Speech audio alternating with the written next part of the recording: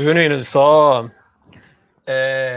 dizer que é uma honra conversar contigo, né? Não pessoalmente, mas por vídeo, né? Eu respeito a toda a história que você teve de luta no país, dentro do PT. Até para eu que sou mais jovem, não tão jovem, mas mais jovem, é realmente uma honra. Muito obrigado, companheiro. Muito obrigado, Paulo. Eu também estou muito feliz de estar aqui com você, Genuíno. Bom, eu vou Muito fazer, bem, Paulo. vou fazer aqui uma breve apresentação, então, do que a gente vai conversar, e aí os companheiros vão entrando e aos poucos as perguntas vão também surgindo, porque acho que o objetivo também é que a militância se comunique com a gente. Bom, eu sou a Cléo, eu sou jornalista, eu sou do Partido dos Trabalhadores de São José dos Campos, e a nossa ideia com essa plenária militante é falar um pouco sobre conjuntura. Hoje a gente está aqui com dois companheiros muito valorosos, um é o José Genuíno, que fez história dentro do Partido dos Trabalhadores, lutou contra a ditadura, passou pelos governos do PT, e também foi deputado federal, então ele é um companheiro muito valoroso para toda a militância. E também a gente está aqui com o Paulo, que ele é o nosso pré-candidato à vereança de São José dos Campos. O Paulo é professor da rede municipal e também está no combate aí contra o fascismo, contra as diretrizes do PSDB daqui da cidade. Então, eu acho que hoje vai ser uma conversa muito produtiva para a gente. E para começar, eu queria que você, Genuíno, pudesse comentar um pouco sobre na verdade, a gente está vivendo um momento de uma ultra crise sanitária no país, que está se estendendo tanto na economia como na política, sobretudo, né? Na cultura, enfim. Eu queria que você comentasse o que nós da militância, o que a gente pode fazer e o que a gente como a gente deve se mobilizar para lutar contra o fascismo e esse governo ultra neoliberal, que é o governo Bolsonaro e Mourão. Eu queria que você comentasse um pouco. Boa noite, companheiros e companheiras. É um prazer muito grande, é uma satisfação a gente estar dialogando, fazendo através desse mecanismo um debate político. E estar junto com vocês, não presencialmente, mas nas ideias, no sentimento, nos afetos, na maneira de nos relacionar. Eu gostaria, Cléo, de dizer o seguinte: qualquer debate político hoje, ele tem que começar com 3 questões essenciais. Primeira, a crise sanitária. O Brasil está indo para o topo do mundo em relação ao número de mortes, ao número de infectados, e o Brasil está revelando a crise sanitária na dimensão mais ampla e profunda. E qualquer proposta nossa de militância política, de disputa política, tem que começar com o tamanho da crise sanitária. E essa crise sanitária pegou o Brasil no chão, porque nós vimos de uma crise econômica, nós vimos de uma queda na produção, a gente vinha de uma destruição, de um colapso das instituições democráticas com o golpe de 2016, com a prisão ilegal do Lula, com a eleição manipulada e com a instalação de um governo comprometido com a hegemonia americana, com os interesses do ultraliberalismo, com a eliminação de direitos. Só para citar para vocês, de que a PEC chamada do fim do mundo tirou em torno de 22 bilhões da área da saúde.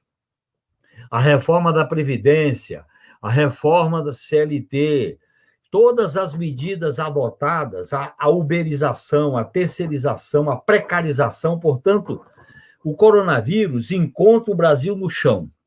E, ao encontrar o Brasil no chão, tem um governo que não tomou aquelas medidas mínimas, necessariamente básicas, para defender a vida do povo, que é o isolamento social, dar condições para que o isolamento social seja respeitado, que é a ajuda emergencial, o apoio à pequena e média empresa, a condições para as pessoas ficarem em casa, apoio ao sistema de saúde, ter um sistema, uma fila única de leitos privados e públicos, não leitos separados, quem vai para o SUS e quem vai para os planos de saúde, ter uma relação internacional de cooperação e de solidariedade, não é essa política maniqueísta, cega, de baixar o joelho, de baixar a cabeça para os Estados Unidos. Agora, o próprio governo americano mostra que o caminho que o Brasil seguiu para enfrentar a pandemia está sendo um desastre.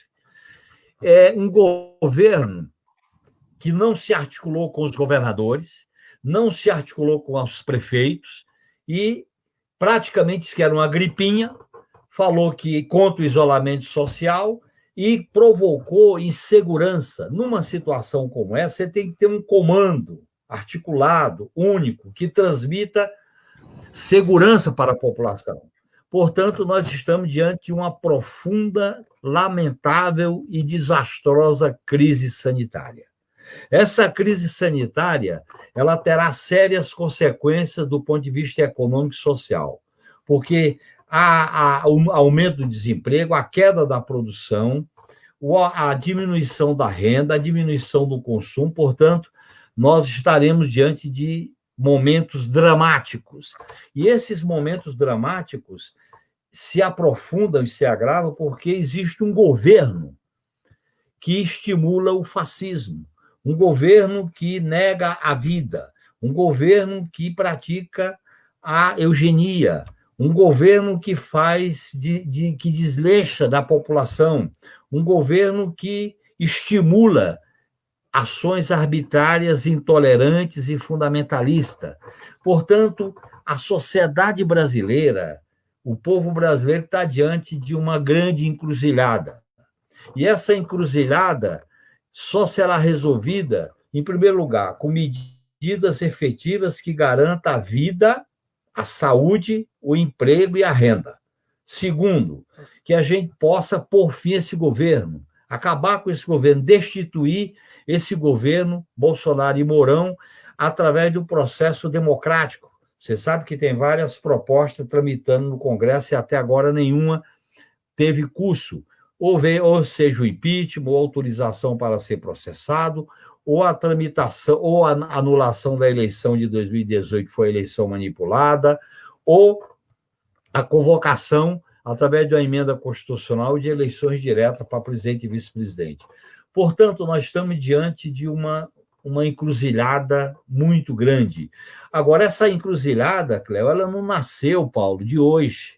O Brasil estava minimamente se arrumando, o Brasil estava minimamente organizado, o Brasil estava enfrentando problemas, mas tinha um certo colchão, tinha uma autoridade, tinha uma certa legitimidade.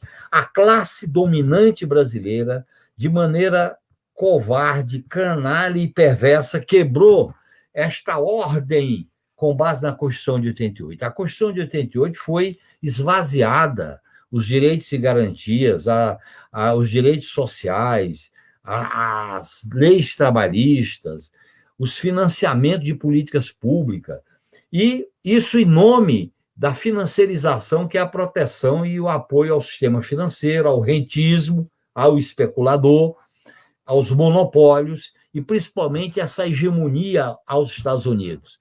O Brasil podia estar num cenário, por exemplo, a integração sul-americana era muito importante nesse momento, a questão da aliança com os BRICS era muito importante, até por causa da parceria com a China.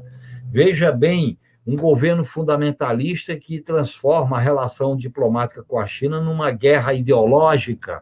E olha bem a dificuldade para trazer, para importar equipamentos. Um governo que não investiu na indústria de conversão, quer dizer, por que máscara, equipamentos de proteção, hospitais, leitos, nada disso foi tratado, porque o que importava era o corte dos gastos, era o ajuste fiscal, era privatizar, era aceitar a especulação em torno dos títulos da dívida pública. Portanto, nós estamos numa situação extremamente delicada. E essa situação delicada coloca nós do PT, nós da esquerda, diante de um grande desafio. Qual é o desafio? É mostrar que é possível solucionar essa crise sanitária, é possível tirar esse governo, e é possível a gente mobilizar corações e mentes para tomar posição, com todos os cuidados, que nós estamos fazendo muitas reuniões através do processo digital, tomar todos os cuidados do distanciamento e, ao mesmo tempo, a gente fazer uma mobilização que coloque a questão de um programa de mudanças para o país. O Brasil carece de um programa que dê conta da defesa dos direitos, da democracia, do meio ambiente, da soberania nacional, do seu parque industrial. Veja bem aí, na sua cidade, Paulo, a importância de defender a reestatização da Embraer, porque a privatização e a venda da Embraer, o que produziu com a Boeing? Quer dizer, toda essa situação do papel do Estado, que nós temos que rediscutir, que é fundamental. Nós temos que combater esse obscurantismo no enfrentamento da pandemia, combater essas manifestações neofascistas que procuram enfrentar a crise através da violência, do preconceito e do ódio. Portanto, a defesa da vida hoje tem uma dimensão muito ampla. É a vida digna, é a vida feliz, é a vida de quem pode comer, é a vida de quem pode não ser discriminado, é a vida de quem pode morar, de quem pode se proteger. Não é qualquer vida, porque esse capitalismo transforma as pessoas em números, transforma as pessoas em coisas. Nós não somos coisas, nós não somos número, nós somos gente de carne e osso, de sentimento, de paixão, de afeto, de sensibilidade. Esta é a visão que nós da esquerda temos que colocar para criticar esse sistema que está aí. Esse sistema que está aí, 40 anos de hegemonia neoliberal. Essa hegemonia liberal foi em torno do Estado mínimo, ajuste fiscal, austeridade, privatização, corte de gastos, comprometimento da máquina pública. E aí, agora, esse discurso caiu por terra.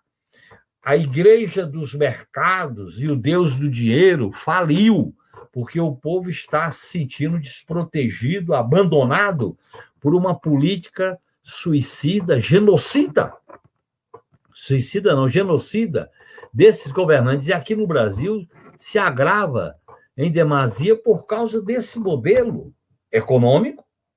O modelo, veja bem, imaginemos aquela reunião do Ministério que foi transmitida pelo vídeo, como é que eles tratam os problemas do país, como é que eles tratam o Banco do Brasil, como é que tratam o meio ambiente, como é que tratam a questão da pandemia. Vamos aproveitar e descer o sarrafo, vamos fazer isso, aquilo, outro. Quer dizer, é uma total irresponsabilidade com uma vida coletiva, com a vida das pessoas. Por isso que, nesse momento, nós temos que combinar algo muito difícil na política, que é medidas imediatas, emergenciais, pontuais, para diminuir o sofrimento, e nós temos que ser muito consequentes nisso. Medidas a médio prazo, porque com este governo que está aí não tem solução, mas, ao mesmo tempo, nós temos que debater, do ponto de vista da propaganda, do ponto de vista do discurso, da agitação, a natureza do capitalismo. O capitalismo produziu isso. O capitalismo é moribundo.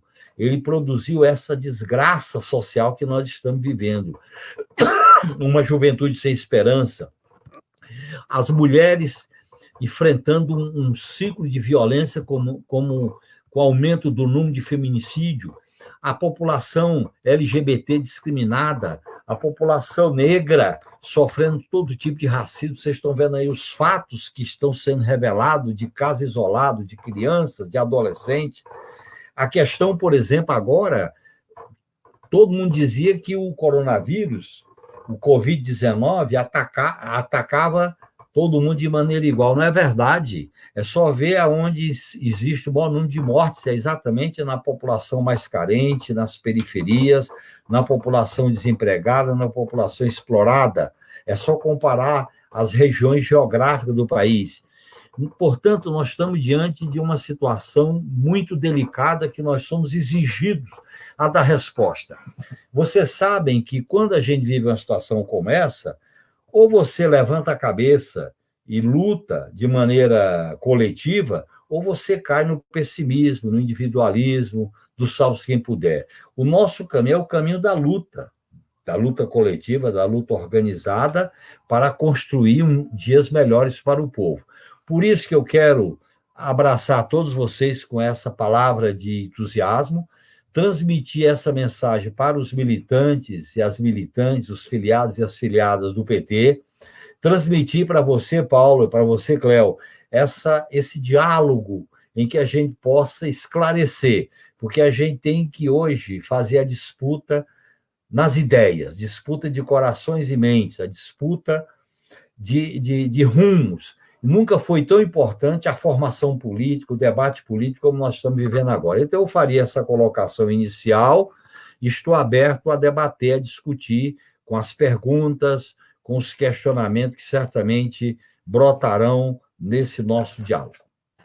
Eu tenho uma pergunta, Genuíno, a gente entrou um pouco tarde na questão do Fora Bolsonaro, e eu senti que no começo a esquerda, na verdade eu ainda sinto que a esquerda ela está um pouco inerte aos últimos acontecimentos, apesar de a gente ter feito algumas coisas, né, no Congresso, ter tomado algumas iniciativas, eu não sei, assim, pessoalmente, eu sinto essa inércia, eu acredito também que é pelo problema do Covid, enfim, que a gente é muito da rua e, assim, tem ficado mais difícil para a gente se mobilizar.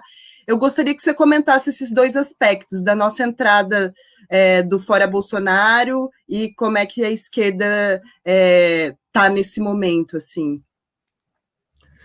Eu concordo com a sua constatação. Nós entramos tarde. E uma prova disso é que começou a pipocar manifestos de vários segmentos que dizem que faz oposição, mas não coloca todas as verdades que devem ser colocadas, e nós devíamos ter tomado a iniciativa de fazer uma campanha política de rua, com as lives, com as reuniões digitais e virtuais. Por quê? Primeiro, que eu acho que o Fora Bolsonaro tem que ter sido tirado do Congresso do partido, o 7º Congresso. Segundo, não basta só uma declaração. Era necessário uma campanha política, uma campanha que a gente organizasse uma frente democrática, popular, antineoliberal, anti-Bolsonaro e de esquerda. Esta frente, com os partidos, com os movimentos, com as frentes Brasil Popular, Povo Sem Medo, com o movimento sindical, pudesse criando um entrelaçamento político em torno dessa questão, na medida em que a própria pandemia, que veio de maneira com consequências dramáticas para a mobilização de rua, a gente teria se adiantado, inclusive, com essa mobilização, e você tem toda a razão. Entramos tarde. Melhor tarde do que nunca. E eu acho que agora nós temos que fazer uma campanha política pelo impeachment, nós temos que fazer uma campanha política defendendo a eleição direta para presidente e vice-presidente, nós temos que fazer campanha pela ajuda emergencial, porque o governo quer diminuir a ajuda emergencial para R$200 ou 300. Isso para nós é inegociável. Tem que haver dinheiro para a população ficar em casa, para a população não morrer de fome. As pessoas estão vivendo necessidades duras. Então, é necessário que haja investimento público. É necessário emitir dinheiro. A vida é a coisa mais importante. Nós não podemos aceitar que as pessoas sejam separadas pela renda. Tem leito para quem tem plano de saúde e não tem leito para quem está no SUS. Não dá. Tem que ter a fila única. Tem que aumentar a verba para o Sistema Único de Saúde. Nós temos que proteger os profissionais de saúde, esses heróis que estão na ponta. Nós temos que ter uma linha. Agora, aí, o governo tenta salvar, em primeiro lugar, o sistema financeiro com 1,5 bilhão, para garantir esse sistema financeiro que já lucra, a especulação, o sistema financeiro já lucra muito. A quantidade de micro e pequeno empresário que está fechando, que está falindo, é um número muito grande pelo Brasil afora. Então, eu acho que essa campanha do Fora Bolsonaro e defesa do impeachment, ela tem que estar associada com essas bandeiras concretas para diminuir o sofrimento do povo. Seja ajuda emergencial, seja uma política tributária que tire dos mais ricos para financiar a qualidade de vida dos mais pobres. Porque essa visão que nós fomos submetidos a ela, que veio principalmente com o golpe, ela faliu. Essa visão está levando a humanidade ao abismo, ao buraco.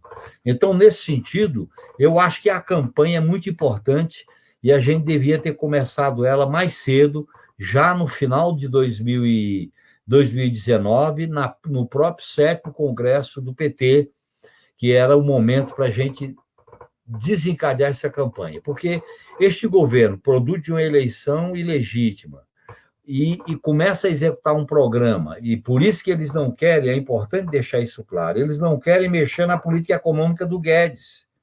Mesmo essas manifestações de centro, de direita, tipo Globo, algumas lideranças políticas, falam mal do Bolsonaro, é importante que falem, mas tem que falar mal do Guedes, falar mal do seu programa econômico, falar mal da eliminação de direitos, porque é disso que se trata. Nós temos que ter uma outra política para garantir a vida do povo brasileiro. Portanto, eu acho que entramos tarde, mas nós temos agora que correr contra o tempo e fazer esse movimento. E esse movimento que é diverso, esse movimento que é diferenciado, esse movimento que não tem dono.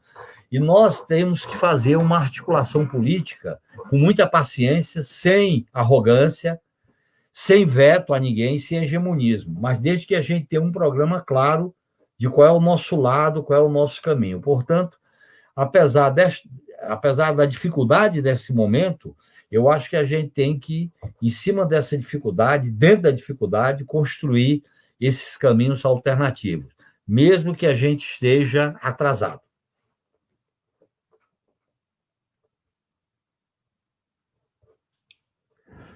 Então, boa noite, pessoal. Obrigado por essa fala inicial, Genuíno. E a pergunta da Cléo também muito boa. Nos coloca realmente muitos questionamentos nesse tempo, como agir, né? A gente sempre pensa no que fazer, né? Porque eu acho que a gente nunca pode parar de refletir sobre a política, sobre a realidade, que somente pela reflexão, pelo entendimento da realidade, que a gente consegue ter ações, né, que de fato vão trazer mudanças, né? E mudanças sempre no campo progressista, né? E aí, com tudo isso que tem acontecido, né, então aqui o Brasil talvez seja um dos símbolos desse absurdo político, e aí a gente começa a discutir, acho que uma palavra que hoje, infelizmente, está na moda, que é a necropolítica, né? E aí, nós temos um governo necropolítico, né, que coloca a vida das pessoas em risco, e também não é um pensamento somente meu, né? Não sou eu que inventei isso, mas ele vai além da necropolítica e já constrói um Estado que é um Estado suicidário, né? Então ele não determina só quem pode morrer, ele coloca na linha de risco, ele coloca a vida de todo mundo, né, a perigo, né? Então o Bolsonaro, com essa política de negação, o Bolsonaro, com essa política de minimizar os problemas, né, e buscar outras soluções, como se fosse um trunfo político, um troféu político, porque ele tinha razão desde o começo. Então, isso que me parece que o Bolsonaro quer fazer a todo tempo, dizer que ele já sabia, né, que ele era o grande líder, né, do país e por isso todo mundo tem que segui-lo, colocar na linha de fogo a vida de milhões de pessoas. Não só as pessoas escolhidas especificamente, como a gente tem no Brasil um genocídio de pessoas negras, como a gente tem um alto índice de feminicídio, né, de população indígena, população em situação de rua, mas a população também da classe média, da elite, ela também está em risco nesse período de pandemia. E aí que eu acho que, além da necropolítica, então apenas a política da morte, é o quanto que ele, com essa política de negação, ele faz com que o Estado brasileiro, né, o país, ele entre num contexto de colapso total das suas capacidades de atender a população, de funcionar, que ele entra na lógica do suicídio. Né? Então, não é apenas a escolha de quem vai morrer, né? O Estado morre junto com ele. E isso não veio do governo Bolsonaro, né? Começou com Temer, como o Genuíno mesmo disse, com a redução dos gastos, né, por 20 anos, ou melhor, o congelamento dos gastos por 20 anos. Isso faz com que o Estado não consiga ter o atendimento à demanda que virá. Né? Então a gente tem, por conta da pandemia e também pela má gestão política do país, uma crise econômica que já mostra sua força e que nos próximos anos provavelmente virá mais forte, aumento da demanda pelos serviços do Estado, saúde, educação, segurança, assistência social. Como que o Estado, que não pode aumentar os seus investimentos, que não pode aumentar o atendimento à população, por conta dessa PEC, da PEC da morte, né? Como que ele vai atender toda essa demanda? E aí eu vou pular aqui para a nossa cidade, né, para o nosso município, que o nosso prefeito, apesar de ser de um partido criticado pelo Bolsonaro, ele é do PSDB, mas ele se alinha muito ao discurso bolsonarista, ele age de modo bolsonarista, ele é um negacionista também, tanto que nessa semana nós vimos cenas bizarras aqui no município, em pleno aumento de contaminação por Covid-19 e no aumento do número de óbitos. Né? Ontem nós tivemos no Brasil 1.470 mortes, chegamos a 47 mortes aqui no município ontem. O prefeito ele fez a flexibilização do comércio. Ele fez uma abertura flexibilizada, né, de acordo com a fala dele, mas uma abertura que colocou milhares de pessoas na rua. As cenas que nós vimos na TV eram cenas dantescas. O calçadão comercial aqui da cidade, com centenas de pessoas circulando, como se parecia que era véspera de Natal. Então eram centenas de pessoas circulando em plena pandemia, de um vírus que é transmitido pelo ar. E, para piorar a situação, não digo piorar, acho que é mais um elemento dessa situação, e eu sou um dos afetados diretamente, mas eu faço parte de uma categoria, eu sou professor da rede municipal. O prefeito ele resolve também para mostrar autoridade, só me parece isso, né, uma questão política de demonstração de autoridade para o grupo ao qual ele pertence, o grupo que ele defende, que ele é a figura que manda na cidade. Então ele obriga todos os professores, cerca de 5.000 profissionais de uma rede municipal, que é relativamente grande, a voltarem ao trabalho, voltarem para as escolas, sem que os alunos estejam nas escolas. Então ele propõe o trabalho remoto, e esse trabalho remoto das escolas para os alunos, tudo bem, mas nós não precisávamos estar na escola. Ele está colocando 5.000 pessoas em risco de maneira desnecessária, sem entregar EPIs, sem entregar equipamentos que nos garantam segurança e também sem estrutura nas escolas. O prefeito, então, ele minimiza todos esses problemas que nós temos, que é mundial, então não é um problema joseense, não é um problema de São Paulo, não é um problema brasileiro. Mas a linha política que a gente vem adotando, né, que os governantes, né, que na nossa situação aqui, Bolsonaro, Dória e Felício Ramute, é uma política suicidária, né, que ele coloca todo o Estado, toda a estrutura estatal, né, das 3 esferas de poder, em colapso, ou possibilidade de colapso. E aí, pensando como resistir a isso, né, nesse momento de pandemia, onde as mobilizações elas ficam mais limitadas. Né? O Genuíno deu uma linha para a gente aqui, que é a ideia das reuniões, né, a live. Então, por exemplo, esse espaço, parece que nós ocupávamos muito pouco esse espaço que a gente está ocupando agora, né, ou a possibilidade. Em que momento nós podíamos pensar que poderia estar conversando com o Genuíno agora, ao vivo, né, e esse vídeo vai ficar gravado, fica disponível depois. Isso é construção de política, isso é construção de mobilização. Né? Então, acho que dessas conversas a gente consegue trazer algumas luzes por cima dos problemas. E eu acho que para a gente conseguir combater o fascismo, que é sim fascismo, né? Muita gente discute, não, mas isso não é fascismo, né? Mas eu acho que não importa a denominação de fato, se é uma política fascista, se ele é um governo fascistoide, né, os elementos são todos, né, vinculados a essas práticas autoritárias. E nós, do campo progressista, nós temos que combater esse autoritarismo que é apresentado em todas as esferas, né, e principalmente no governo federal.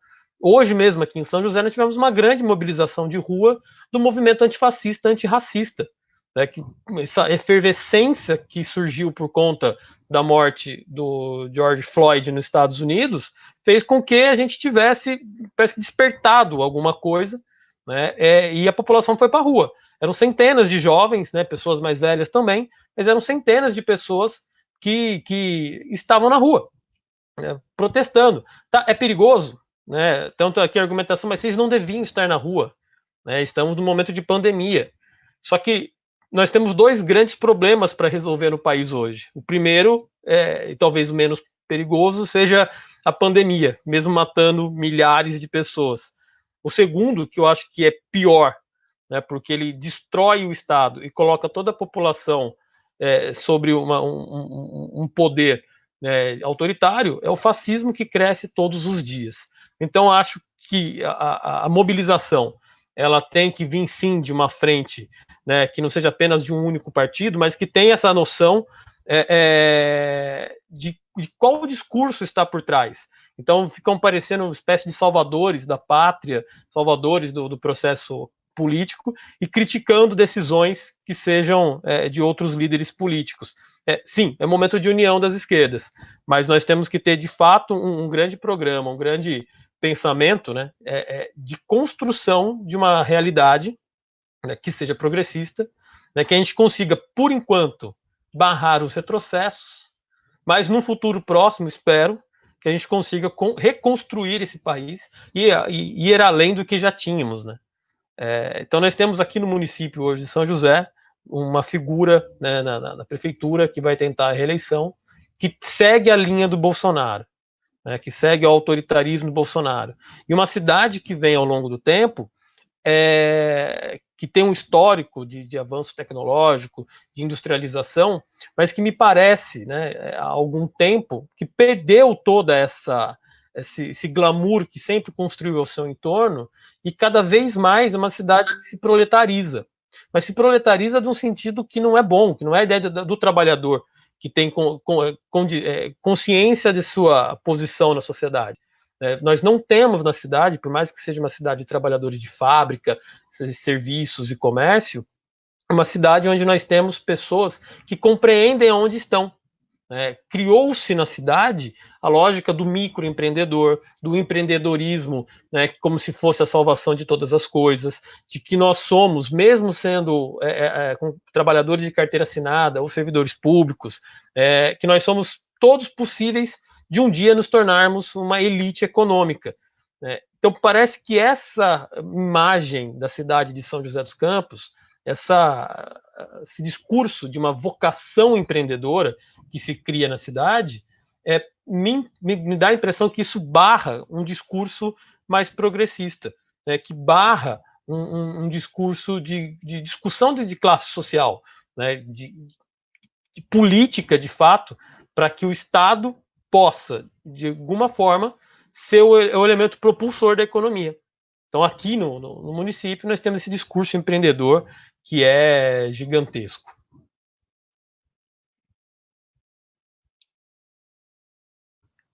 Paulo, você tem toda a razão. Vamos por partes. Eu queria dialogar contigo. Primeiro, nós estamos vivendo no Brasil e no mundo uma hegemonia no plano cultural, no plano político, no plano ideológico, no plano dos costumes, no plano social, uma hegemonia do sistema capitalista neoliberal. Essa hegemonia tem a ala de extrema-direita, e vamos falar dela. A extrema-direita que se materializou muito bem com a necropolítica. A extrema-direita que é a morte. A extrema-direita que não defende a vida. A extrema-direita que acha que morrer mais ou menos resolve um problema até social, e vocês viram como é que eles trataram essa questão na reunião revelada pelo vídeo. Você tem um negacionismo O negacionismo no sentido de abrir mão da saúde, da ciência, do conhecimento para uma visão tosca. Tem, ao mesmo tempo, uma visão de que essas pessoas, o Estado não tem nada a ver com as pessoas vulneráveis, com as pessoas carentes, com as comunidades que estão sofrendo de maneira mais pesada as consequências da pandemia. Portanto, essa visão misógina, essa visão perversa, ela é a radicalização de uma visão do capitalismo neoliberal em que a vida é mercadoria, a vida é coisa. As pessoas são números, as pessoas não são sentimento, paixão, amor, necessidades. As pessoas viram números. Quer dizer, você vê com que naturalidade se fala das mortes da população negra na periferia, dos jovens, do jovem de 14 anos, desse menino que morreu porque estava com a patroa da empregada. Quer dizer, todo esse desprezo pela vida. Portanto, é um sistema anti-humanista, anti-vida. Por outro lado, você tem uma maneira também camuflada, dissimulada de tratar essas questões, que é o que você coloca bem na realidade da sua cidade, quer dizer, flexibiliza a abertura. Mas por quê? Porque a pressão do comércio, a pressão do lucro, a pressão do interesse privado. Se a vida é o bem maior, ela tem que orientar todas as opções. Todo mundo sabe que o fechamento, o isolamento, é a melhor maneira de evitar o contágio, é a melhor maneira de preservar a vida, mas a vida, ela está submetida a uma coisa maior que é o lucro, é o dinheiro, é a ideia mercantilista que transforma a vida em mercadoria. Portanto, você tem, nesta hegemonia, as manifestações neofascistas. Por que é manifestações neofascistas? É as que querem resolver as diferenças através da violência, através da eliminação do outro.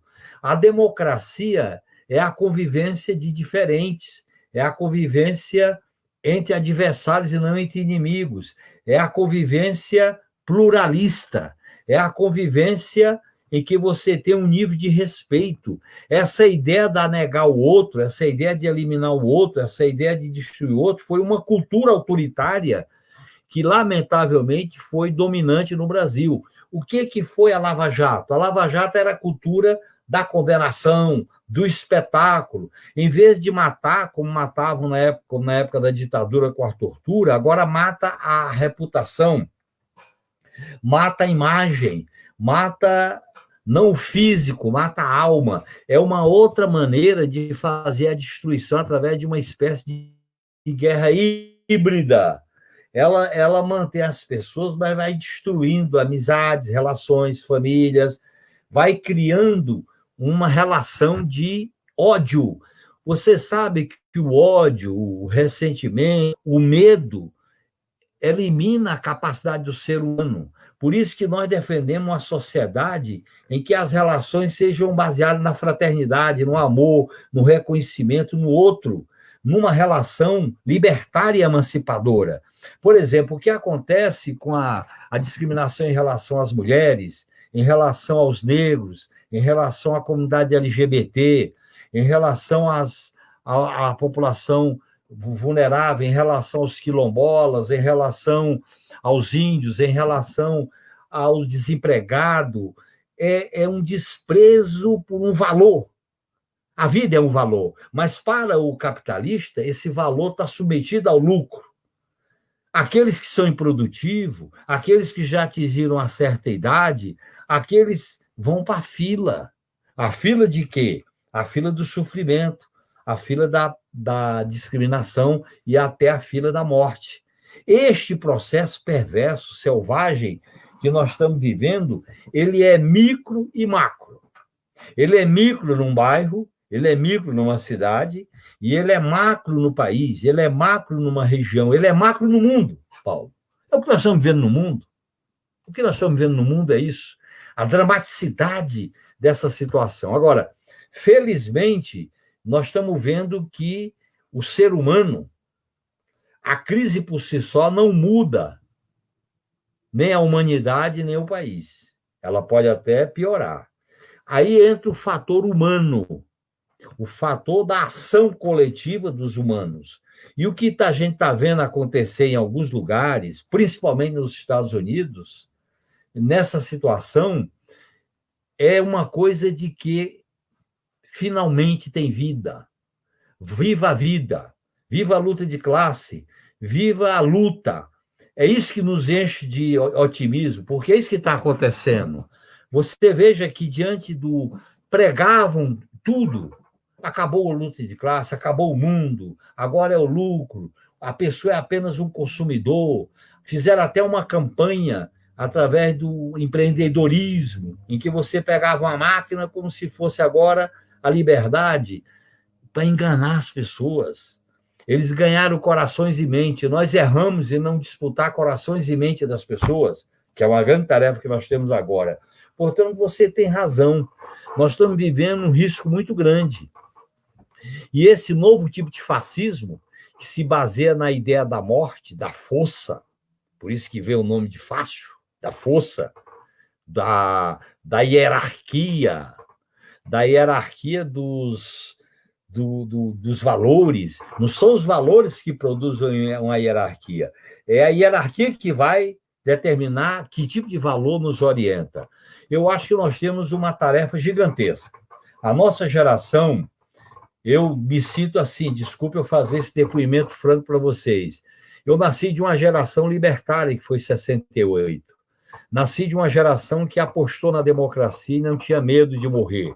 Uma geração que viveu a democratização do país, uma geração que fundou o PT, que fundou a CUT, que participou de todo esse processo de luta. É duro para a gente estar vivendo essa geração agora que parece que ela bate contra o muro, contra uma parede de ferro, e é necessário que a gente saiba tirar leite das pedras para construir uma outra maneira de viver. Nós temos que ser praticamente pedagogos, como diz o Paulo Freire, do que é a emancipação, do que é o ser humano, do que é a juventude, do que são as mulheres, do que é o trabalhador. Essa nova classe trabalhadora, Paulo, a gente se acostumou com a classe trabalhadora tradicional. Eu me lembro das greves aí da GM, me lembro das greves da Volks aí em Taubaté, me lembro das greves aí no setor tecnológico. Agora, a classe trabalhadora é de outro tipo. É o que entrega as mercadorias de bicicleta, de moto, de carro, quando tem. Ou então, sofrendo. Eu acho que nós temos que ser protagonista de um modelo de revolução para as pessoas, das mentes, das lutas, das consciências, que desabrocha, que sem flores desabrochem. A gente tem que agora ler aquela música do Caetano, é proibido proibir, que as sem flores desabrochem, que a gente recupere o direito de ser alegre, o direito de, mesmo não podendo cumprimentar o outro, que a gente possa olhar, e esse olhar transmita que nós somos iguais, dentro da diferença, porque essa escuridão e essa treva leva a uma visão de tristeza, de medo.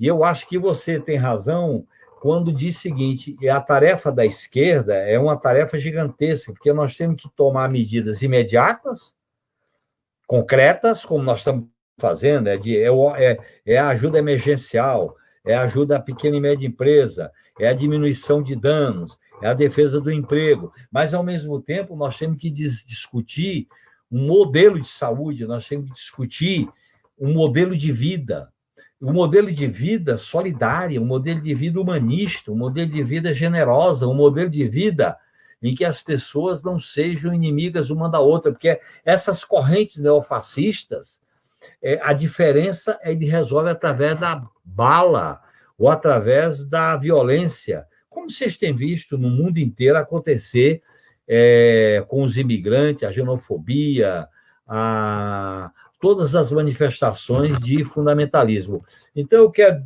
dizer para vocês que vale a pena a gente lutar por causas.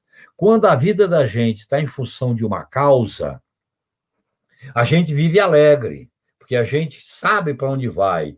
A gente tem que recuperar o sonho, tem que recuperar a causa, tem que recuperar a utopia, porque sem isso a vida fica muito bárbara, fica muito triste, fica feia, a gente fica pelos cantos, nós não somos de ficar pelos cantos. A esquerda tem que se recuperar o seu papel rebelde, o seu papel de buscar novas saídas para esse mundo em que a dominação econômica, política, ideológica e cultural é a barbárie. Então, nós queremos uma civilização.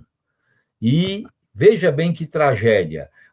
O Covid-19 expôs a tragédia da humanidade, do modelo que a humanidade foi submetido.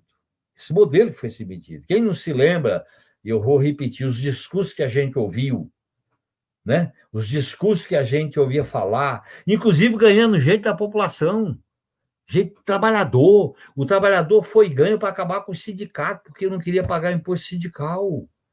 O trabalhador achando que a esquerda estava fazendo isso, aquilo, outro, ganhou a narrativa de uma direita truculenta, de uma direita que pratica a necropolítica. Agora está tudo vindo à tona. Agora a verdade está se expondo. Então, eu queria dizer para você, Paulo, que é muito bom a gente fazer política com essa visão ampla, que você pega o micro e o macro, o pequeno e o grande. Você não pode mais compartimentalizar o ser humano. O ser humano não é dividido entre o corpo e a mente, entre a barriga e a mente, não. É tão radical lutar pela comida como é lutar contra o preconceito. É tão radical lutar o direito a ter uma relação pluralista, como é radical lutar para ter o direito à moradia. Portanto, eu acho que só vale a pena a luta. Para mim, a luta vale a pena. Para mim, viver é lutar. E a luta cria uma condição da gente viver com dignidade. Sem isso, a gente fica vegetando, como verme, como vírus. Não dá. Nós somos seres humanos que temos consciência, vontade, afeto, paixão e queremos construir uma coletividade melhor. Muito obrigado. Vamos à outra pergunta. Eu não estou me despedindo, não. Estou à disposição de vocês, viu? É tão bom. Eu tenho vontade de ficar ouvindo, né, você falar, Genuíno, porque nesse momento tão difícil que a gente está vivendo, eu acho que eu e a Cléo, eu sou um pouquinho mais velho que a Cléo, mas a gente veio de uma geração onde a luta já não era uma coisa tão necessária, né, Cléo? A gente hoje se faz. Eu vivi o governo Lula, o Brasil estava bombando. Então, eu entrei na universidade por conta dos governos do PT, eu não sabia o que era uma crise, eu nunca vivi uma crise como eu estou vivendo agora. Então, é emocionante, eu não ouvir você contar toda essa história de luta, do movimento de revolução de massas, né, que foi que aconteceu. Então, é muito importante ter esse contexto histórico, porque realmente hoje a militância fica um pouco inerte, ainda mais com essa situação do fascismo. Mas eu vou deixar com o Paulo, que ele pode comentar melhor, que ele é professor de história. E assim, como eu estava falando, a gente não viveu essa situação, essa necessidade de lutar, porque acho que a geração anterior à nossa lutou. E a gente se habituou com talvez essa comodidade da nossa geração que tenha sido o problema, né? A gente talvez não estivesse atento aos problemas, né? Ao fascismo batendo na porta, ao autoritarismo crescendo, aos discursos populistas, a tudo que aconteceu, né? Acho que a gente não precisa nem resumir o que está acontecendo, porque é tão evidente. E eu, como professor de história, né? Até engraçado, eu escutei de um amigo esses dias, assim, é muito chato ser sujeito histórico, né? Porque nossa geração vai ser contada nos livros como uma geração que passou por muitos problemas no país, né? Nesse momento. E aí, o quanto que essa fala me traz ânimo, né? Sabendo que de fato eu vou ter que lutar, que de fato eu vou ter que dar a cara a tapa, meu nome vai ter que aparecer se eu estou disposto a fazer mudanças, né? Acho que a coragem, né, como você mesmo disse, Genuíno, não tinha medo de morrer, né? Eu espero que não tenha que chegar a essa situação, né? Mas, infelizmente, quando a gente analisa a conjuntura do país e do mundo, a impressão que dá que entrar numa luta dessa é arriscar a própria vida, é arriscar tudo aquilo que a gente conquistou, né? Que a geração anterior, que a nossa, tentou sedimentar de alguma forma, botar tudo isso em risco, mas é válido, né? Porque é pela vida, é porque essa coisa que floresça, né? A gente não quer a morte, a gente não quer a destruição do inimigo, a gente quer dialogar, né? A gente quer poder ter um país que seja democrático, onde as ideias possam fluir. Não queremos um sentido único também, né? Não é que não queremos que tenha apenas uma única opinião, né? Mas que a gente possa debater de modo que a gente construa algo melhor. E quando você fala, Genuíno, da questão do lucro, né, de como que a sociedade ela foi constituída como um mecanismo para dar lucro, a nossa cidade aqui talvez ela seja um exemplo muito bom, né? Acho que existem outros exemplos no país, mas como a gente vive aqui, a gente percebe quanto que essa política é muito evidente, né, dentro do nosso município.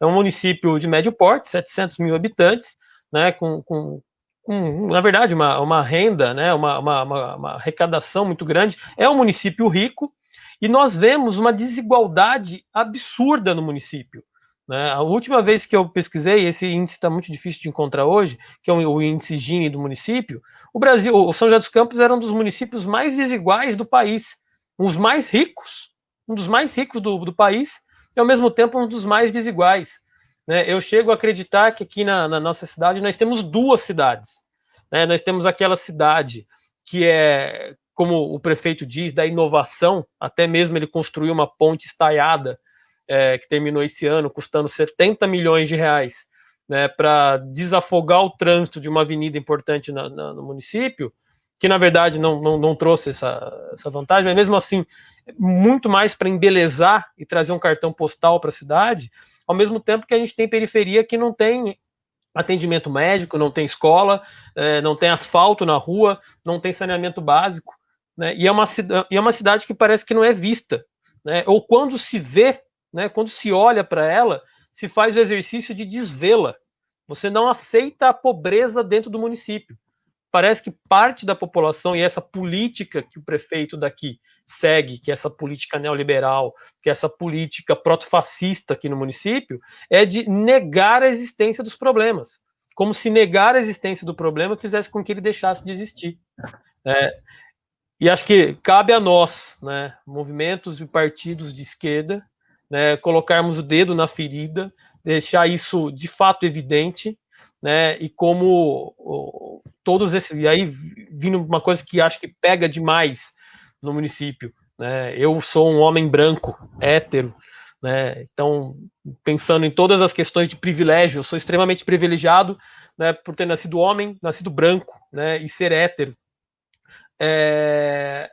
Quantidade de pessoas que morrem todos os dias, e não são casos isolados, né, por racismo, por machismo, por homofobia, né? Então nós temos um município que vive isso, um país que vive isso, um mundo que vive isso, né?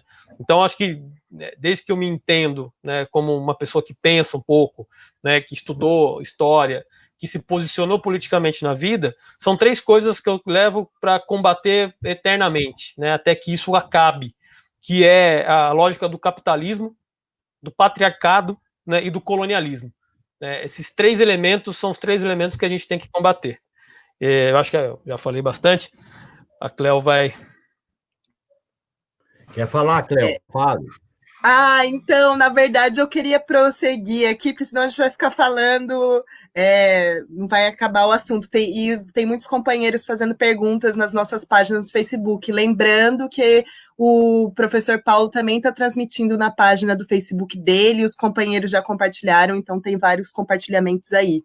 Bom, o Luiz Antônio perguntou como a conjuntura internacional, incluso a América Latina, pode influir no cenário nacional. Acho que é com você, Genuíno. Acho que você pode dar essa resposta melhor que a gente. Tá. Bem, em primeiro lugar, Paulo, eu queria pegar a carona que você colocou. Eu dei aula de história durante muito tempo. Eu fui professor de história em cursinho, quando eu saí da prisão na época da ditadura militar. Você sabe que fiz Eu fiquei 5 anos preso, e quando eu saí da prisão, a maneira de eu sobreviver era dando aula de história em cursinho, porque não existia diploma, exigia apenas que eu passasse os estudantes no vestibular. E, para mim, eu acho que eu acabei estabelecendo uma relação com a história. E, para mim, a relação com a memória, que a história é isso, é uma relação com o presente e o futuro. A gente tem que saber de onde veio, o que somos e para onde vamos. Isso é muito importante nessa reflexão que a gente faz hoje. E quando a gente analisa hoje o mundo, você vê a desigualdade em todos os sentidos. Às vezes a desigualdade é numa rua, numa cidade, é num bairro, é numa região e vai ampliando. Hoje, essa intersecção, essa globalização, esse apartheid que foi se construindo, exige de nós uma postura muito radical. Ser radical é ser amplo. Ser radical não é ser sectário. Ser radical é ir na raiz e dizer as coisas. Então, por exemplo, existe hoje algumas pessoas do ser. O capitalismo reconhece os que são ser. E existem os não ser. Os não ser. Vocês viram agora, na ajuda emergencial, alguns milhões de brasileiros invisíveis. Invisíveis, não ser. É o não ser. Quer dizer, quando você discute o direito, quando você discute na história, existe essa dominação capitalista que vem da escravidão, do não ser. O que era o negro? Era o não ser. E nós temos uma herança colonial escravocrata, essa herança maldita que deixou marcas profundas até hoje. Aí vem o racismo, o patriarcalismo, e você tem razão. Para a gente lutar contra o capitalismo, nós temos que lutar contra o patriarcalismo e contra o patriarcalismo, contra o capitalismo e contra o colonialismo. E esse colonialismo ele se dá de outra maneira mais sofisticada, que é exatamente esse processo que o Brasil está se submetendo. Nesse sentido, eu acho que o companheiro que perguntou, eu acho que nós estamos vivendo uma conjuntura internacional que vai influenciar o Brasil. Muito. Primeiro porque a conjuntura internacional está exigindo mudanças. O que está acontecendo nos Estados Unidos, o que está acontecendo na Europa, o que está acontecendo aqui perto de nós, da Argentina, isso influencia. Portanto, não dá para a gente pensar um país como o Brasil sem a influência da conjuntura internacional e latino-americana. Lamentavelmente, o Brasil, se tivesse continuado com uma política ativa e altiva, a integração sul-americana e a aliança com os BRICS, nós estávamos em melhor situação para enfrentar isso, participando dos organismos internacionais de pesquisa, estabelecendo um novo patamar. Por exemplo, Paulo, e eu digo isso para o Luiz Antônio, por exemplo, Luiz Antônio, o mundo vai ter que discutir um sistema mundial de saúde agora. Assim como a gente discutiu os direitos humanos pós-Segunda Guerra Mundial, assim como a gente discutiu o meio ambiente, nós vamos ter que discutir no mundo o sistema de saúde e de prevenção. Porque o que a tragédia do vírus está mostrando é que ele rompe com fronteiras, com continentes, com oceanos, e vai aonde anda o ser humano. Portanto, nós temos que ter um sistema único de saúde. Nós temos que ter um modelo global de saúde pública. Saúde privada não resolve, está aí. O que está segurando? É a saúde pública. Olha, graças ao Sistema Único de Saúde que nós criamos na Constituição de 88, graças ao que foi feito, apesar da liquidação, é que a situação não está tão ruim.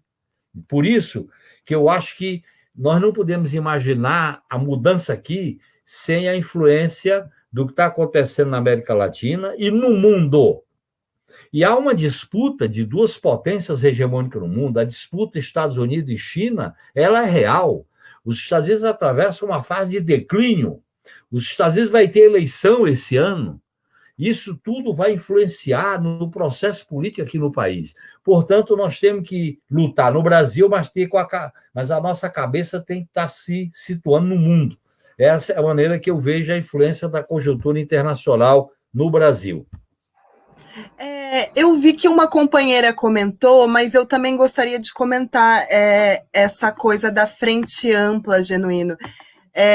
Eu chego a estranhar sim, quando a Frente Ampla é apoiada pela grande imprensa, que a gente sabe que a grande imprensa é golpista, eu sei, eu sou jornalista, eu já trabalho em alguns veículos, né, do tipo, então eu sei como que é a linha editorial, e eu fico um pouco preocupada, às vezes, com alguns movimentos, esses movimentos que surgem com a TV Globo. Eu gostaria que você comentasse um pouco sobre isso. O que você acha dessas frentes que estão surgindo? Em primeiro lugar, Cléo, eu acho que a frente que eu defendo, que eu trabalho, que eu estou lutando para construir, está materializada, está definida no documento que eu assinei, diante da catástrofe, só a luta. E o que é? Eu defendo uma frente democrática, popular, antineoliberal, de esquerda. Uma frente que tem um programa para enfrentar a crise da sanitária e a crise econômica e social. Uma frente que seja contrária ao neoliberalismo, uma frente que se baseie na mobilização do povo. Nós não podemos assistir o que sempre aconteceu na história do Brasil. E aí o Paulo, como professor, sabe disso. Diante das crises que aconteceram no Brasil, sempre buscaram uma solução pelo alto, para que o povo não fizesse a sua revolução. Tinha até um político de Minas que dizia: vamos fazer a revolução antes que o povo a faça. Quer dizer, nós não podemos... Antônio Carlos. Nós não podemos aceitar acordo pelo alto, acordo por cima. Portanto, eu defendo uma frente com raízes populares, implantada, com movimento social. Uma das nossas falhas, e eu participei disso, na nossa visão, quando governamos o Brasil, foi não cuidar da nossa relação com a base, da nossa organização do povo, da construção de raízes populares. O partido acabou se distanciando, dessa mobilização, porque o Brasil não vai mudar sem a mobilização popular. Então, nesse sentido, eu acho que essa é a frente que eu defendo. Agora, diante da crise que o Brasil vive uma crise profunda. Nós temos que ter consciência disso. Você pode fazer, não frente, você pode fazer aliança pontual.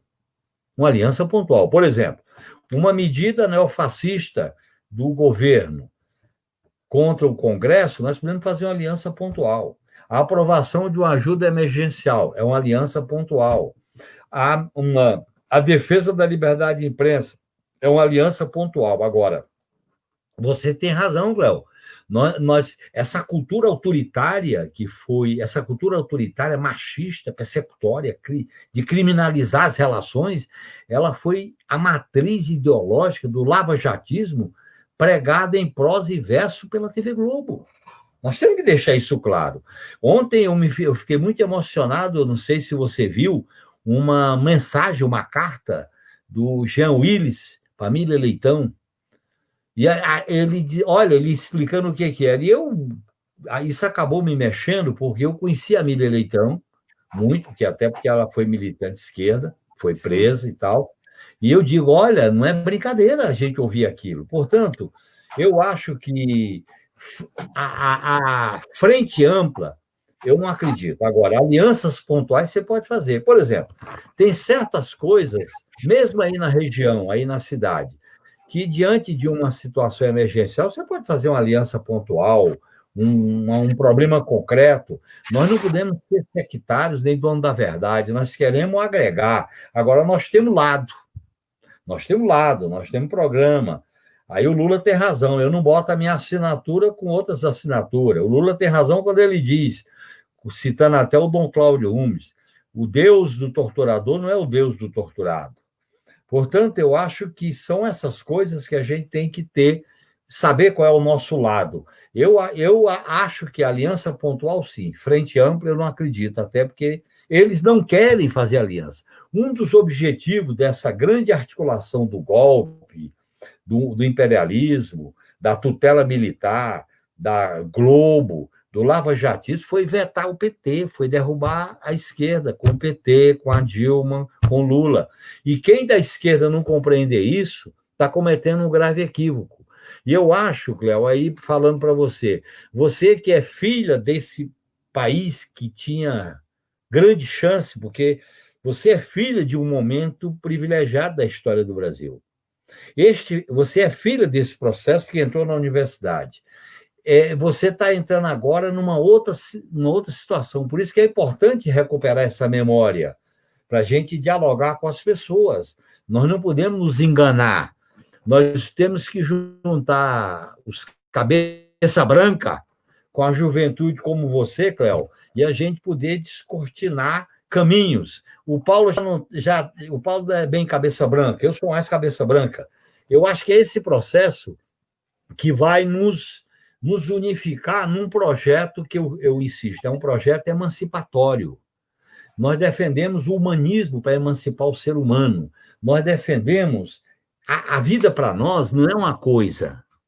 A vida para nós é um bem, é uma totalidade, é identidade, é história, é memória, é paixão, é sentimento, é afeto, é vontade, é desejo. É uma coisa do ser humano que não pode ser aprisionado pelos grilhões da injustiça, do preconceito e do fascismo. Portanto, eu acho que qualquer manifestação fascista, nós temos que fazer aliança para derrotá-la.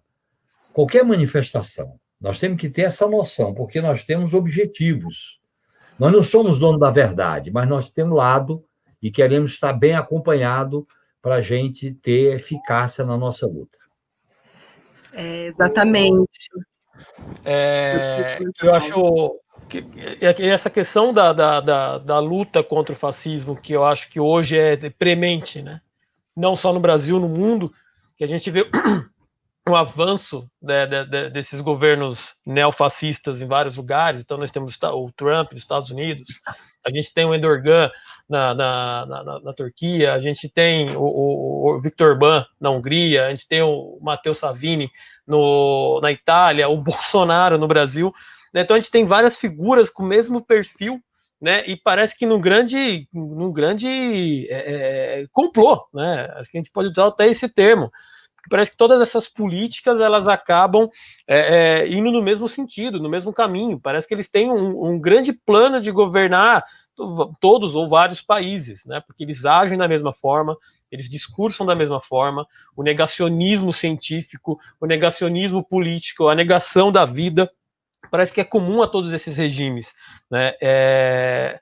E aí eu acho que, além de enfrentar o fascismo, eu acho que mais difícil que enfrentar o fascismo, porque o fascismo é algo que se torna evidente, né? Talvez ele demore para estourar, mas ele é algo evidente. Então, quando algo é evidente, a gente consegue combatê-lo de maneira mais forte, né? Como um racismo evidente, ele é mais facilmente combatido. Como um machismo evidente é mais facilmente combatido, uma homofobia evidente é mais facilmente combatida.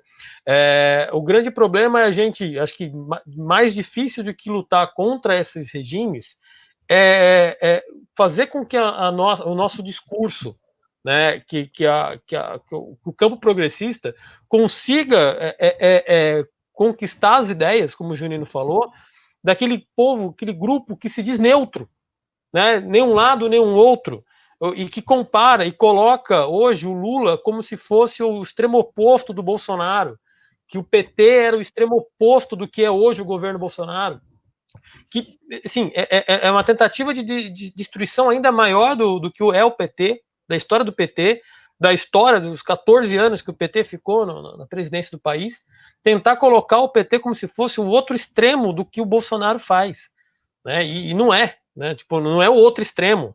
O PT foi um governo longe de ser esse outro extremo, né? Ele trouxe um desenvolvimento gigantesco para o país, né? E assim, então, isso que eu tento colocar como um outro extremo, não na qualidade, mas o outro extremo no discurso, né? Como se nós do PT, como se a esquerda também quisesse a destruição do país, como o Bolsonaro faz. Então, realmente a gente tem que fugir dessas iniciativas que se dizem a princípio apartidárias, que se dizem a princípio, não se dizem políticas, mas se dizem apartidárias, né, até mesmo suprapartidárias, mas depende de qual partido, né, como agora mesmo nessas movimentações antifascistas.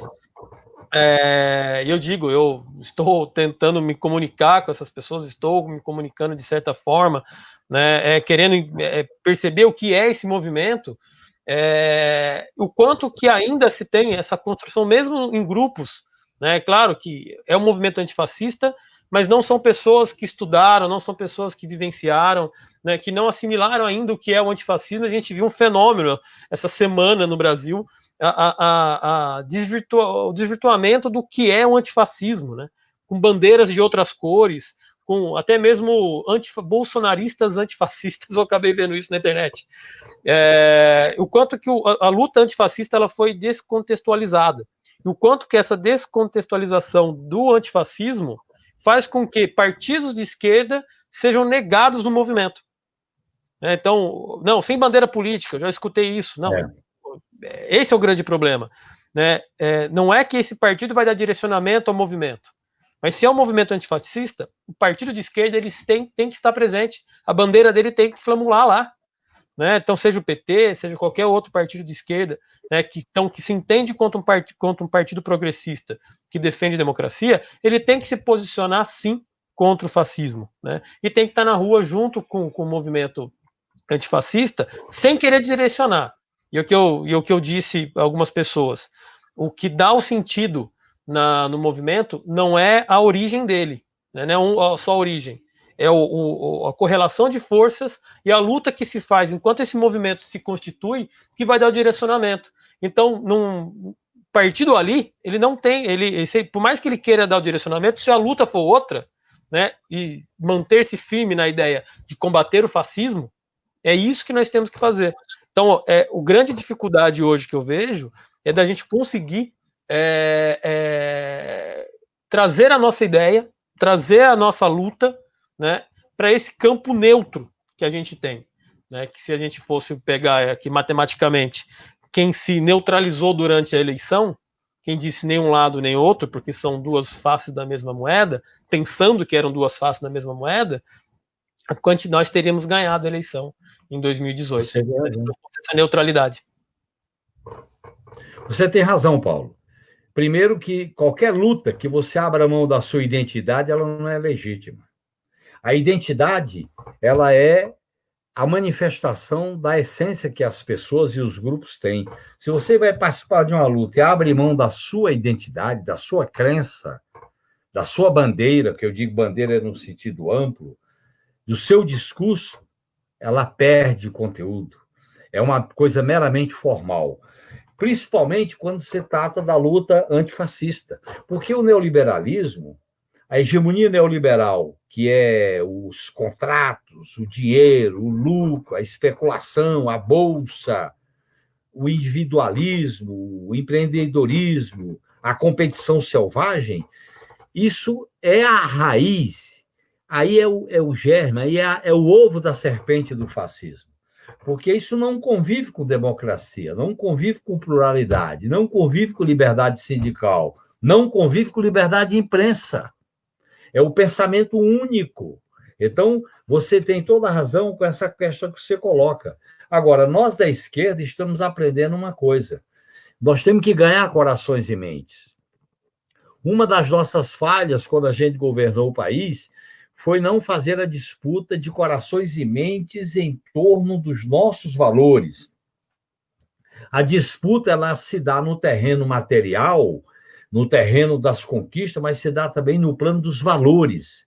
Dos valores que eu digo é a vida, é a relação, é o querer, esses valores que eu acho que é fundamental para a gente não cair no engodo, porque as pessoas acham que é simplesmente vamos criar uma neutralidade. O ser humano não é neutro, Paulo. Você sabe disso como professor de história. Não existe neutralidade no ser humano. Quem prega a neutralidade para o ser humano é um engodo. Primeiro que não tem neutralidade para o ser humano. O ser humano não é neutro, ainda bem. O ser humano tem vontade, tem consciência, tem identidade, tem origem. Ele não é neutro. Ele tem posição, ainda bem. A pessoa uma coisa neutra, máquina, computador, não pode, meu. Quando você tem alma, coração, mente, sentimento, você não é neutro. Entendeu? Esse primeiro que é ser um engodo. Segundo, você tem que ter pluralidade de ideias. Você tem que estabelecer uma convivência democrática com as pessoas. Você não pode exercer a hierarquia, a verticalização, nem também pode vetar ninguém. Quem está lutando pela democracia? Vamos nos juntar. Quem está lutando pelos direitos? Vamos nos juntar. Quem está lutando em defesa da vida? Vamos nos juntar. Quem é contra esse negacionismo? Vamos nos juntar. Esta é a maneira da gente criar uma convivência rica. Portanto, as pessoas que defendem a neutralidade, mas começam vetando, isso é uma escolha. É uma escolha. A gente sabe que já é uma escolha. Portanto, eu concordo inteiramente com essa tua colocação. E talvez a gente esteja vivendo uma época, nós estamos vivendo uma nova era, viu, Cléo? Você que nasceu nessa era, no final de uma era, a era de 40 anos de democracia, do fim da ditadura, com as diretas, com o Constituinte, com o governo Lula, Dilma, dos sindicatos, das greves. Eu mesmo acompanhei algumas greves barra pesada aí em São José dos Campos. A greve da GM, eu nunca esqueço, pesada. Nossa, que era uma era. Agora nós estamos numa nova era. Estamos entrando numa nova era. Essa nova era era o domínio dos mercados, das finanças, da intolerância. Agora, o coronavírus e o Covid e a pandemia está desmontando esse pensamento único. E aí as pessoas têm que discutir outros caminhos, outras alternativas. E é esse momento que a gente está vivendo. Eu sei que é difícil, mas é um momento que a gente está vivendo. E para nós do PT, a responsabilidade é muito grande, porque nós temos uma história de 40 anos, nós temos uma identidade, nós temos experiências com acertos e erros, e nós temos uma liderança inquestionável, que é o companheiro Lula. Por isso que eles prenderam o Lula, por isso que eles não restituíram os direitos políticos do Lula. Porque o Lula é produto dessa história de emancipação da classe trabalhadora, e ele dialoga com esse povo. Portanto, eu nesse sentido, eu sou otimista com os pés no chão. Essa nova era, nós temos que saber como trabalhar. Nem vamos nos diluir, nem vamos nos isolar. A gente muda, mas não muda de lado. Quem muda de lado, ferrou-se. Genuíno, eu concordo com tudo que você falou. Eu até vou fazer um desabafo de jovem militante dentro do partido, e isso é uma coisa que você pontuou muito bem. Eu acho que a gente perdeu essa coisa de ganhar corações, perdeu um pouco da nossa utopia, e por isso tem sido tão difícil a gente engajar os jovens na militância. Eu vejo que também teve uma questão, né, de uma manipulação ali golpista de grande imprensa, de TV, de veículos de comunicação. É toda uma narrativa que faz uma construção também para o jovem ficar um pouco longe. E como a gente viveu anos que a gente não conseguiu formar e a gente não conseguiu conquistar esses jovens, né, que hoje estão trabalhando, estão ou na empresa privada ou estão desempregados, é muito difícil conseguir fazer a organização partidária com essas pessoas. E eu vejo que, como o partido cresceu muito, a gente precisa fazer mais formações, estar inseridos nos movimentos sociais, e eu vejo como a gente caminha lentamente assim com isso. Então, só para fazer uma ponte com essa sua fala da dificuldade que nós, da juventude, a gente tem hoje em ganhar mentes e corações, assim, porque hoje a utopia, o sonho, eles ficaram muito escondidos por essa narrativa fascista. Então, e pelo grande capital também, né? Claro. Enfim, então, eu acho que essa é a grande dificuldade da juventude.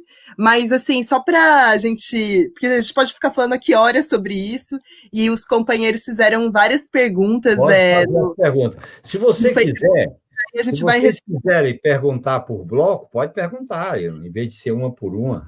Sim, eu acho que é melhor perguntar por bloco, e aí a gente vai... aí você vai comentando. Tá. Paulo, quer colocar aqui as perguntas ou quer que eu leia?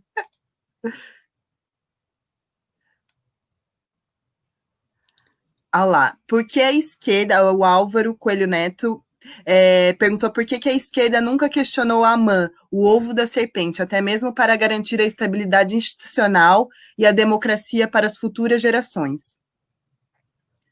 Acho que pode ser a próxima já. Ele também... não existe uma instituição de ensino mais deletéria e reacionária do que a AMAN. Isso é um tabu para todas as correntes políticas de esquerda.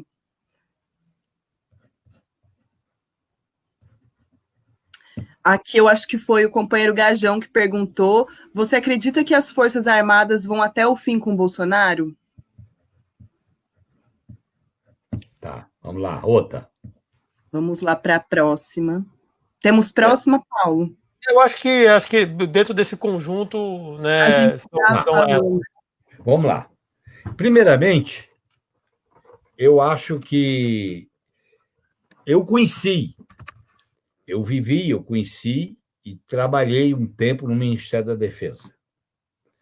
Você tem razão, o companheiro que fez essa pergunta. Certas instituições de ensino nas Forças Armadas reproduz uma concepção de um autoritarismo dentro das Forças Armadas, partindo da ideia de que eles estão acima de todos e de tudo. Uma visão elitista misturada com autoritarismo. Uma visão pouco democrática. Eu me lembro de um episódio que eu tive em 2010, no início de 2011, na formação dos cadetes da AMAN, eles escolheram a homenagem ao Médici, que foi um dos generais do período mais duro da ditadura. Veja bem, nós lutamos para ter uma nova política de defesa. A Estratégia Nacional de Defesa, baseado em diminuir as vulnerabilidades, baseado na tecnologia, baseado no conhecimento, baseado em relações multilaterais, foi aceita, mas não assimilada. E o que acabou predominando, já que o companheiro faz a pergunta sobre a AMAN e sobre as Forças Armadas, é que com a Lava Jato, com a Comissão da Verdade, com a redefinição da hegemonia americana, com o conceito de guerra revolucionária, com o conceito de combater o politicamente correto, isso ganhou corpo no pensamento militar. Portanto, as Forças Armadas foram capturadas, foram peças-chave para viabilizar a candidatura do atual presidente.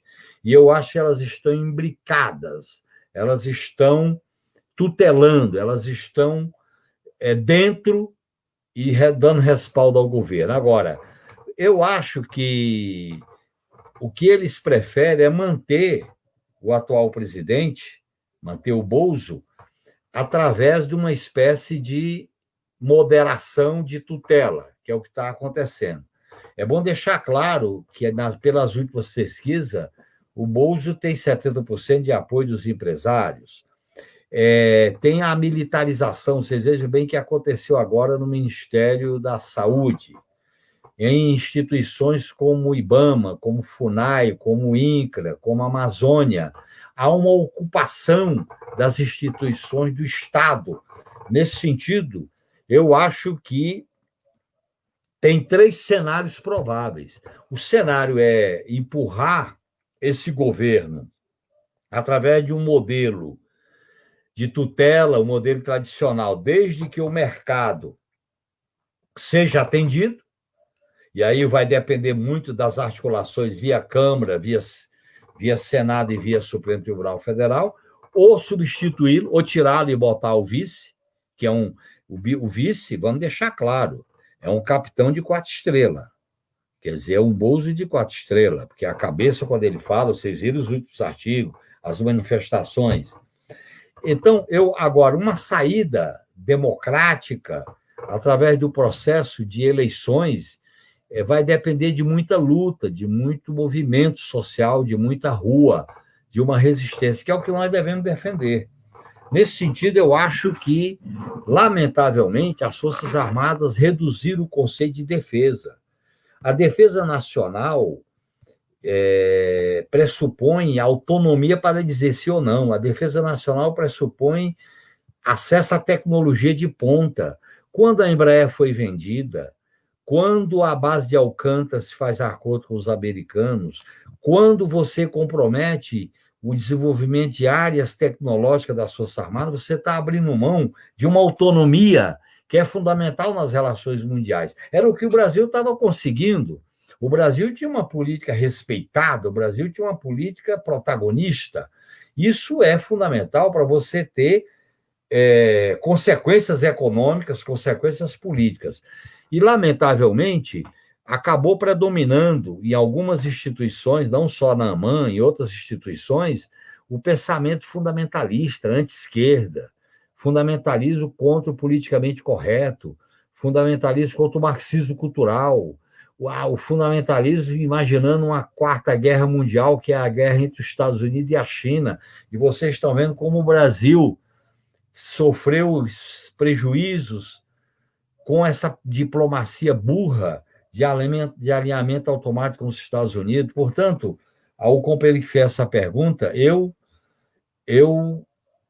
na minha vida, eu vivi mais de 25 anos como deputado, eu trabalhei com o governo Lula, como presidente do PT, eu acho que eu tive algumas lições desse processo. A primeira é que a classe dominante, a burguesia brasileira, ela é canalha e ela é truculenta, e a aliança com ela é pouco provável. Segundo, eu tive uma experiência de trabalhar com as Forças Armadas, e, para mim, quer dizer, o fato deles não terem admitido que houve um tipo de repressão na época da ditadura e não pedir desculpa foi um prejuízo. Terceiro, certas carreiras de Estado ficam tão absolutas, tão autônomas, que viram um Estado dentro do Estado. E, por último, aquilo que a gente aparecia na mídia, a gente acabou tendo ilusão que essa mídia dava espaço para todo mundo. E você sabe, Cléber, que você trabalha como jornalista, que a mídia tem lado, porque os donos da mídia são corporações associadas a interesses econômicos poderosos. Portanto, eu acho que a gente aprendeu muito com esse processo e havia aprendizado permanente. Eu costumo dizer que a luta é como se a gente tivesse um carro, tem um retrovisor e o para-brisa. Nós temos que andar equilibrando os dois. E é fundamental a gente tirar lições, mas olhar para frente, não ficar só olhando para trás. Eu acho que, para finalizar, eu achei duas perguntas que acho que a gente não respondeu muito bem nas nossas últimas conversas. Uma é do companheiro Juliano, que é do movimento estudantil, né? Ele perguntou qual que é o papel do movimento estudantil nesse momento. E a outra foi da minha mãe, da Estela Mares, que ela perguntou se a gente deve ir para as ruas nesse momento crítico. Eu acho duas perguntas bem pertinentes, porque realmente eu não sei como é que a gente vai fazer para mobilizar sem estar na rua, né, que é o nosso lugar. Mas, enfim, gostaria de saber a sua opinião, Genuíno. Vamos lá. Primeiro, olha, nós temos que reconquistar o papel da juventude, o papel do movimento estudantil. Eu vivi essa experiência muito rica nos anos 60, 68, vivi de maneira muito intensa, fui presidente de centro acadêmico, do DCE, fui da diretoria da UNE, e eu entendo como foi importante a juventude brasileira, que hoje nós temos que ter ela tem que ter um protagonismo não só da juventude que está incluída, mas a juventude que está excluída, nas periferias dos bairros, no desemprego e tal. Nós temos que ter uma rediscussão sobre o papel da juventude, as suas bandeiras, as suas reivindicações. Nós temos que abrir o partido para isso. O partido tem que ter uma visão mais horizontalizada da sua estrutura.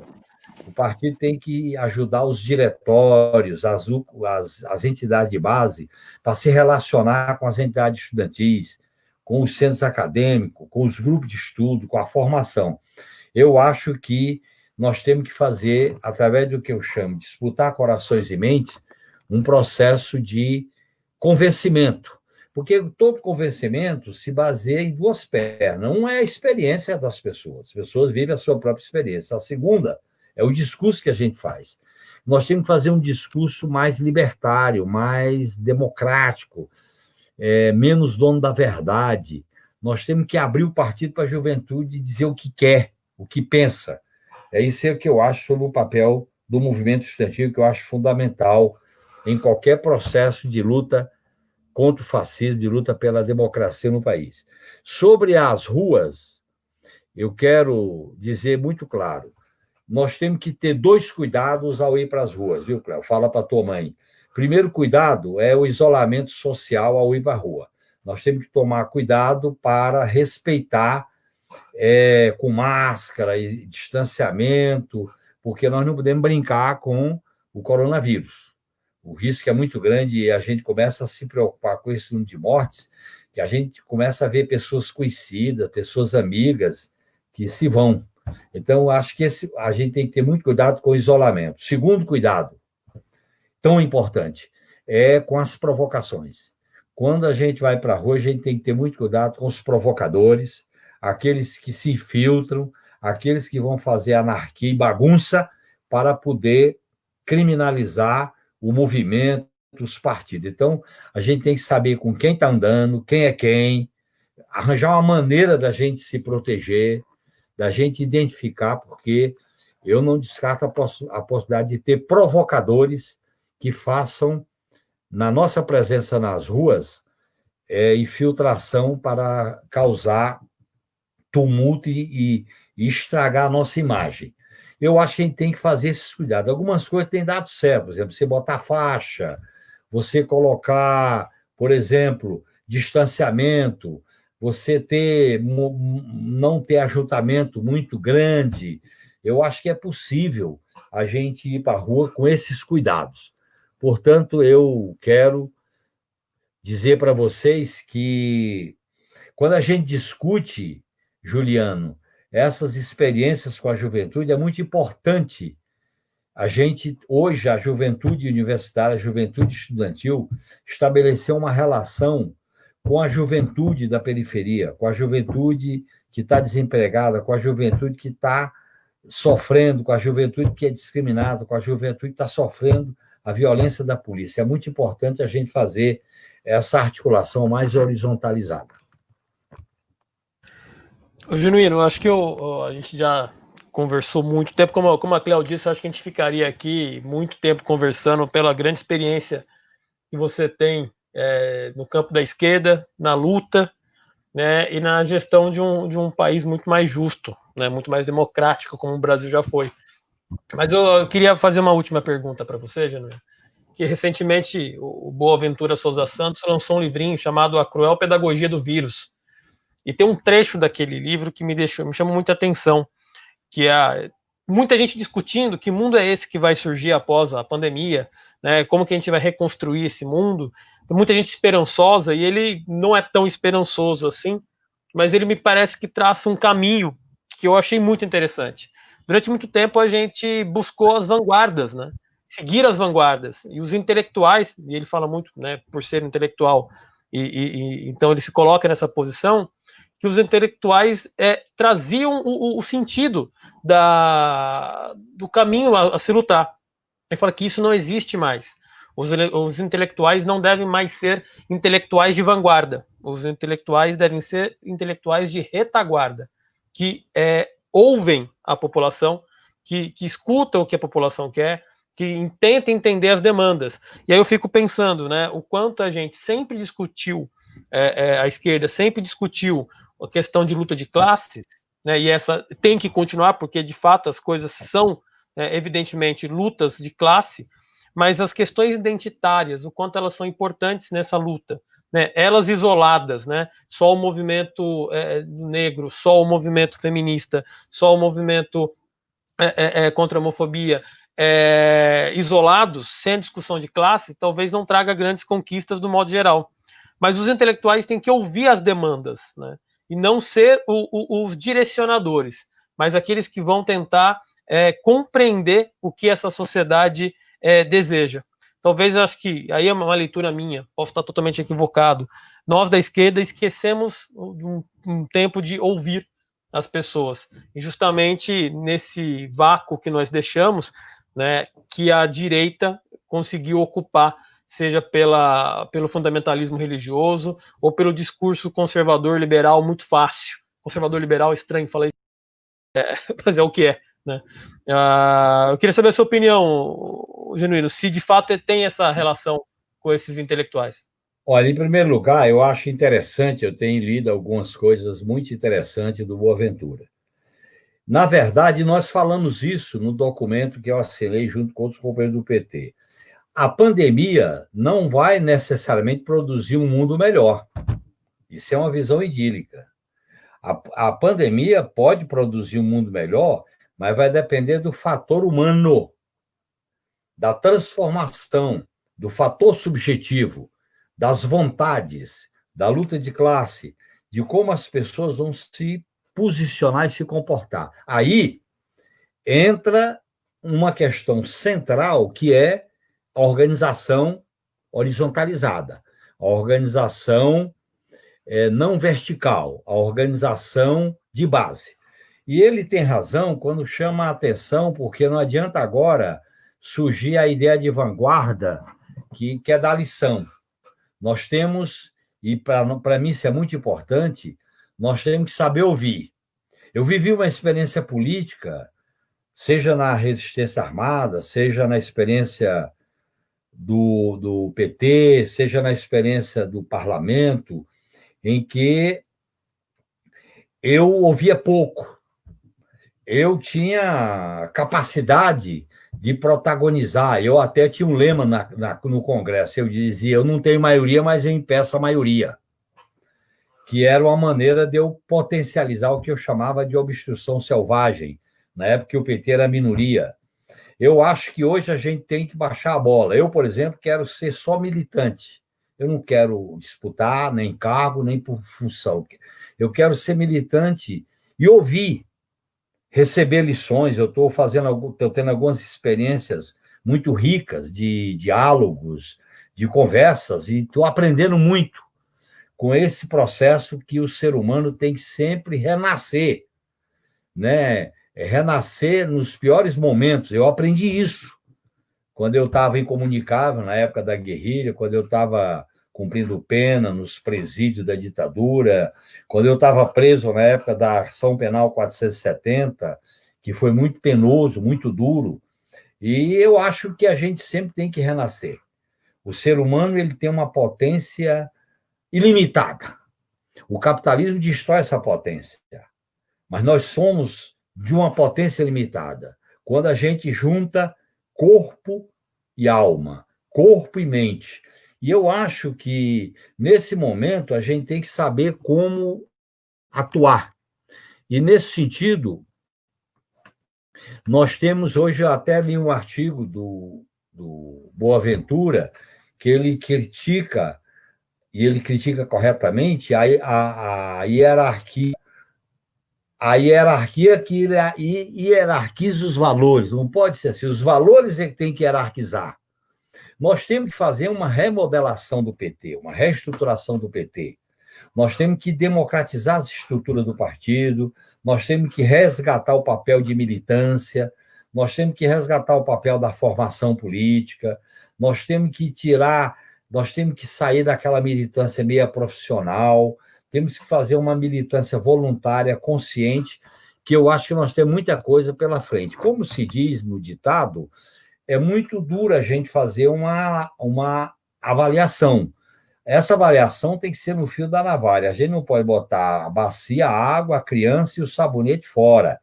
Tem que ver o que conserva e o que não conserva. E esse é o processo de aprendizado. Eu tenho 53 anos de militância política, que eu iniciei em 67. Até esses dias, essa semana, eu fiz uma memória sobre o movimento estudantil do Ceará, onde eu nasci politicamente. E vou fazer, talvez, na próxima semana, uma memória sobre a minha experiência no sul do Pará, na guerrilha do Araguaia, que são coisas assim que a gente vai olhando. Mas essas memórias, elas refletem esse caminhar. E agora, a gente jamais pode viver do passado. Você, Paulo, que é professor de história, sabe muito bem disso. Você não pode viver do passado, você tem que viver para o futuro. O passado é referência, o passado é vida, que você leva em conta. Então, eu queria dizer para você que nós temos que lutar por um mundo melhor. Um mundo mais humano, mais solidário, mais justo. Agora, vamos ser claros, eu dou o nome aos bois. O mundo hegemonizado pelo neoliberalismo é guerra, morte de imigrantes, é violência, é tortura, é golpe de Estado. O mundo que eu quero é um mundo solidário, radicalmente democrático, um mundo fraternal. E esse mundo tem nome. É o socialismo democrático, humanista e libertário. Eu luto por isso. Essa é minha utopia, minha causa. A minha vida está em função dessa luta. Desde quando eu saí do interior do Ceará, onde eu morava até hoje a minha mãe, e vim para o mundo. Literalmente eu vim para o mundo. E eu não quero abrir mão desse ideal. Então, eu acho que eu quero um mundo, mas esse mundo tem nome. Nós somos militantes de esquerda socialista, a esquerda não morreu, o socialismo não morreu. Nós temos que analisar todas as experiências do socialismo dentro de uma visão de aprendizado. Nós não podemos aceitar o julgamento de quem mata, de quem oprime, de quem explora. Nós podemos fazer nossas próprias avaliações. Para muitos de nós, foi duro ver alguns retrocessos, alguns equívocos nas experiências socialistas, mas nós temos que tirar lições disso. E eu digo para você, Val, se não fosse a luta da esquerda ao longo de 150 anos, a humanidade estava vivendo muito pior. A conquista de direitos, a conquista de vitórias, a conquista de revoluções que foram interrompidas, está marcando a trajetória da esquerda. E com erros, com falhas, mas eu resgato essa história. Eu sou militante de esquerda e me identifico com essa história e com essa luta por um mundo diferente. Esse mundo derrubado do coronavírus é o mundo da desgraça, da morte. Veja bem, eu estava conversando com um amigo meu que mora no Brasil, mas é italiano. Ele dizia: a Itália tem as maiores bases militares da OTAN. O que aquilo adiantou para salvar os italianos da coronavírus? Nada. Quem foi para lá? Os médicos cubanos que foram expulsos daqui, os médicos da Rússia, da China, não era da OTAN. Esse é o problema. Nós também vamos ter que descobrir caminhos novos para a gente construir um otimismo. Eu acredito no otimismo da vontade, Paulo. Esse otimismo, viu, Cléo, da vontade, da crença, que não é baluartismo, não é questão de pregação, é questão de militância política que me anima. E eu agradeço muito essa conversa com vocês. Vocês estimularam eu abrir o coração e falar francamente para vocês, para os companheiros e companheiras que acompanharam esse debate. Espero que, passando a quarentena, eu que andei tanto em São José dos Campos, eu que fiz tanta campanha no Vale do Paraíba, eu posso ir aí e me encontrar pessoalmente com vocês. Um grande abraço, muito obrigado de coração. Maravilha, muito obrigada, Genuíno. Eu só quero falar que é muito inspirador ouvir você falar, dá um gás na nossa luta, ainda mais para mim e para o Paulo, né, que somos jovens, apesar do Paulo já ter os seus cabelinhos brancos, mas ele também é jovem. É muito emocionante ouvir sua fala sobre o socialismo, que é uma coisa que a gente acredita muito, e que a gente está lutando por isso, né, dentro do Partido dos Trabalhadores, que o partido seja socialista. Então é muito bom ouvir isso de você. Muito obrigado, Genuíno. Foi uma aula, na verdade, né? A gente fala de debate, mas na verdade é uma aula. Tá? Tamo juntos, Genuíno. Valeu. Um grande abraço, hein, pessoal. Tchau. Tchau, tchau. Tchau.